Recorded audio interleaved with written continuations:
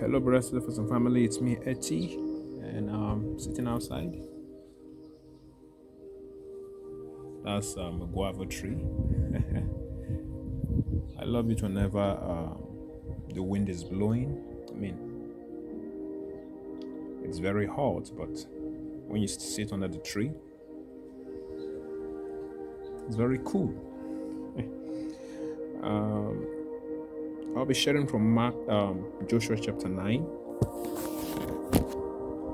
Joshua chapter 9, and I'll be talking about seeking counsel from God. I mean, on your own quiet time, you can go through Joshua chapter 9, but I'm going to summarize it, and I will just share with you what the Lord impressed on my heart. The people of Gibeon heard what Joshua did to Jericho, and capital letter A and small letter I. Did I pronounce that well? The people of Gibeon heard what Joshua did to Jericho and they were afraid that he may do same to them. They had to come up with a plan so that they may not be destroyed as Jericho and were destroyed. They pretended as if they were travelers who had come from a very far country, and they did certain things to back what they said. What they did was that they went to the camp of the Israelites and made Joshua and the Israelites to know that they had come from a far country to make peace agreement with them, a peace agreement. The Israelites doubted at first, but later on they believed what the people of Gibeon said. Now, I want our focus to be on verses 14 of Joshua chapter 9. It says, "Then the men of Israel took some of their provisions, but they did not ask counsel of the Lord." The Israelites took from the things the people of Gibeon brought, went into a peace agreement with them, and even made a covenant to let the people of Gibeon live without first seeking counsel from the Lord. It took 3 days for the Israelites to realize that they were lied to and deceived by the people of Gibeon, but the peace agreement and covenant had already been made.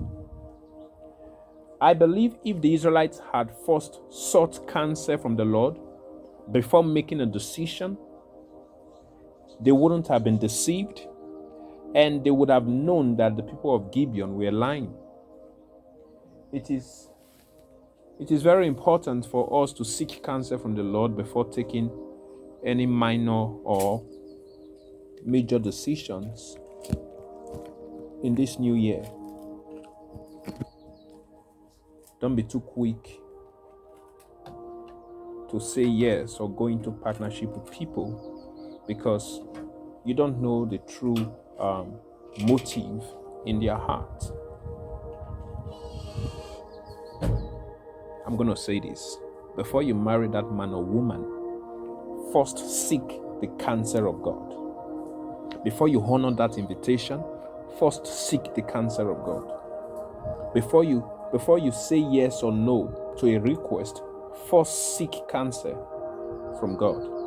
Before you make that trip or embark on a journey, first seek counsel from God.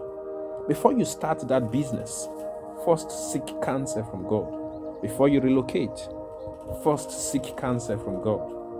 Before you choose a career, first seek counsel from God. Seeking counsel from God, committing your ways, committing what you want to do into God's hands and telling God to lead, guide, and direct you, doesn't make you a robot. No. God is your Father, He's your Creator, and He's your owner. And He should be involved in every aspect of our lives, because the truth is this: God didn't put us on earth for ourselves. God put us on earth for Himself. And the Bible says Jesus died that those who live may no longer live for themselves, but live for him who died and was rose again. So if we say Jesus is the Lord of our lives, it's important that we allow him to lead us. We allow him to order our steps. God sees what we don't see, and God knows what we don't know. Before you go into business or ministerial partnership with that person or organization, first seek counsel from God. We know so little, but God is all-knowing. God knows the motives of people and their hidden agenda. People will only tell you what they want you to hear, and will only show you what they want you to see. And often at time, it's a lie. A man void of God's counsel, a man that does not allow God to lead him, a man that does not seek for God's counsel before making decisions, it's like Lot, who chose Sodom and Gomorrah in the Bible. He saw Sodom as a fruitful and beautiful place, land, but he didn't see the destruction that would come. Brethren, we will save ourselves from lots of trouble and stress if only we allow God to lead us.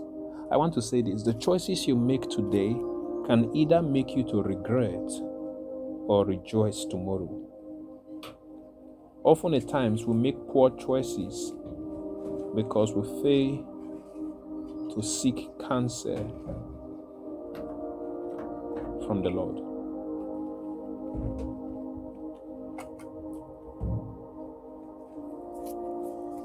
Seeking God's counsel will prevent you from making costly mistakes.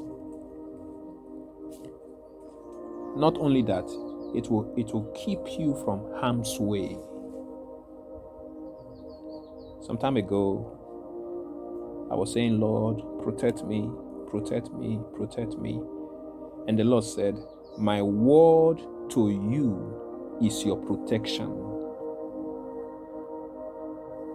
Many a times when God gives you a word, when God tells you not to do certain things, when God tells you not to relate with some people, when God tells you not to go to some places, when God tells you to leave certain things, you may think and feel God doesn't want you to enjoy. You may think and feel God doesn't want you to have a good life.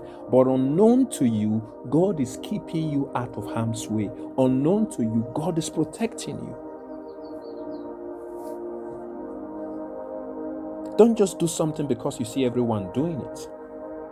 First, seek counsel from God.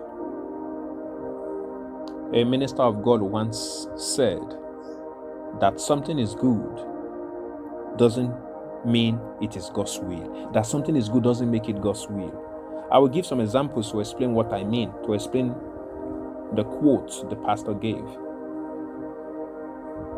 It is good to be a doctor, but it may be God's will for you to be a teacher. It is good to relocate to an Asian country, but it may be God's will for you to relocate to an African country. You may be doing something that is good, but at the same time, outside the will of God. You can be flourishing outside God even without knowing it. And you would think, oh, God is the one blessing this. No, you're far from God.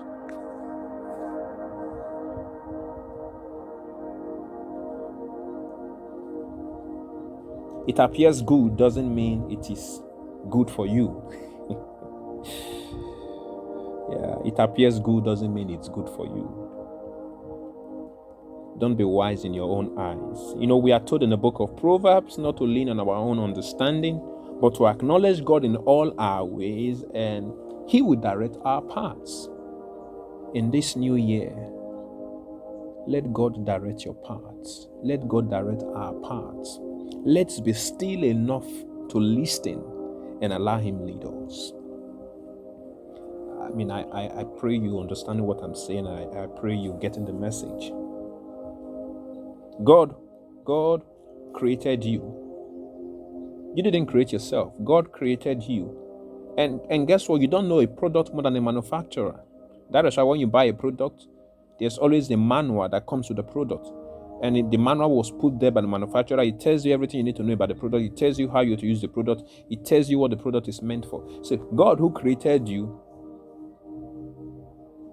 and He alone knows who's best for you, what's best for you, where is best for you. So let His counsel guide you in all you do and every decisions you make.